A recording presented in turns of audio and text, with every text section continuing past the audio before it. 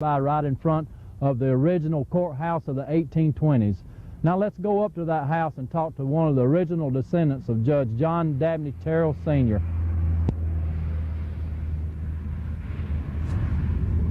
When you start looking into early history, the best place to start, of course, is in archives for documented evidence and proof.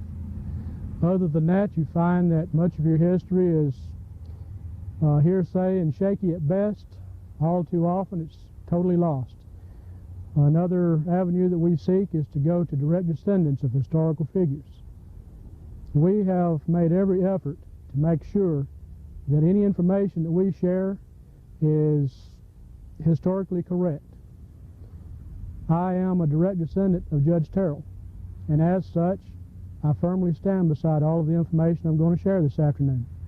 So with your indulgence, I'd like to take you down memory lane and share just a small portion of Marion County's early history. Marion County was created by the Alabama Territorial Legislature on February the 13th, 1818, drawing its name from the great Southern Revolutionary War general, Francis Marion.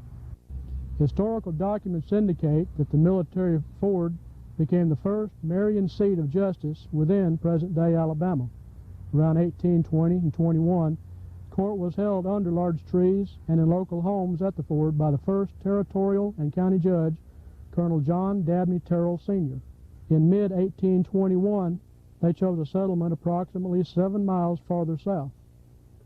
Judge Terrell named the settlement Pikeville in honorary memory of a slain hero of the War of 1812, General Zebulon Pike. The present-day site of the town of Pikeville in Marion County is mostly an abandoned ghost town. The one remaining building on site from the antebellum period is but a slightly remodeled Marion County courthouse. As best as can be determined from available archives, this structure was built in 1822 and used as a courthouse until 1858. The modern-day name for this house is the Terrell House, because the structure was purchased from the county in 1858 by Marion probate judge John Dabney Terrell, Jr. He simply removed the building from the courthouse square to its approximate current location by rolling it along on logs and remodeled it only slightly to become his home. Let's go ahead and enter now one of the original rooms of the 1820 courthouse that have been renovated by Judge Dabney Terrell, Jr. when he bought it in 1858 from the courthouse. The basic structure purchased by Judge Terrell, Jr. consisted of 4 downstairs rooms in the front and one large 15 by 30 foot room upstairs, which had served as a courtroom. This is the original door that will lead us up the stairs to the portion of the house that was used as the original courtroom. This section we're looking at now was added on about 1859, and it protects some of the exposed wood of the original courthouse. We're now entering one of the rooms of the house that were the original courtrooms. Although you can tell that it's been rebuilt for residence, you can still see some of the original old woodwork. And these beds used to belong to Judge Terrell, Jr. and have been handed down to direct descendants. You're looking at a private family cemetery known as the Terrell Cemetery.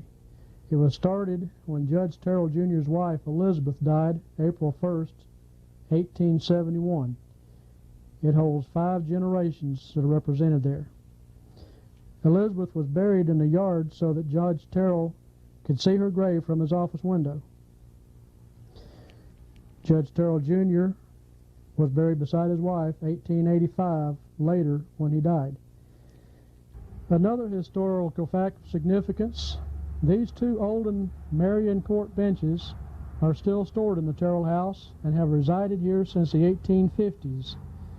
They were found in a storage closet abandoned from an earlier era of use. These benches have been maintained in near original condition except for natural deterioration and are from the late 1820s Marion Court. Just prior to World War II, the upstairs porch and large columns were added to the front of this house. but the original first-story columns lie within the large box columns. Thus, just beneath the surface of this present-day residence lies an 1820s Marion County Courthouse that has undergone little change in over 175 years.